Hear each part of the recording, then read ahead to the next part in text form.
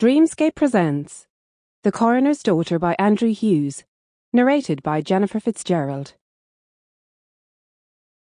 Chapter 1. For my 18th birthday, Father promised me the hand of a handsome young man, which he duly delivered mounted in a glass bell jar. The gift box had been waiting for me in the parlour, neatly tied with a single black ribbon. Firelight danced along the curve of the glass as I held it up. The bones, blackened at their joints, were closed over in a loose grip. The index finger and thumb curled upwards, like a figure pointing in some old Italian painting. Father said, "Can you believe they were going to throw that away from the storage room in York Street?" I tilted the jar so the forefinger moved ever so slightly, as if it wanted to tap against the glass. "How old is it?"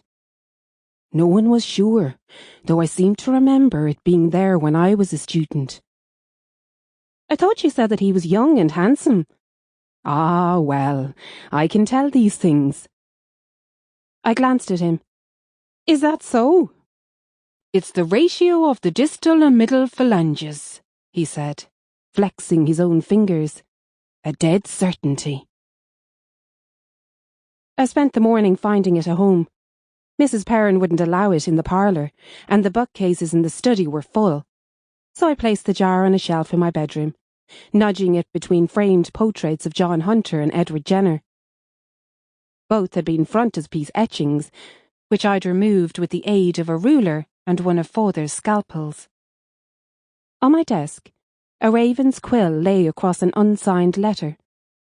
I'd meant to show that to Father earlier, so I fetched my shawl, hoping to catch him before he became ensconced in his work. I glanced out of my window. Frost still lingered on the lawn, and his footprints were visible leading to the mews at the bottom of the garden. We called it Father's little charnel house, but from the outside it looked quite cheery, almost a house in its own right, with grey slates and red bricks and ivy crowding the sash windows. The stables took up the ground floor. Newton and Boyle lifted their heads above the half-doors as I passed by the carriage and the cadaver cart. The rooms upstairs had once been home for the coachman and his family, and even now, whenever a new case arrived, Father liked to direct the pallbearers up to the living quarters. Its front office was sparse, just a few desks and shuttered cabinets, and a long work table in the middle of the room. Ewan was there, seated in the corner and writing in a ledger. His pen stilled. Sample complete. Ready to continue?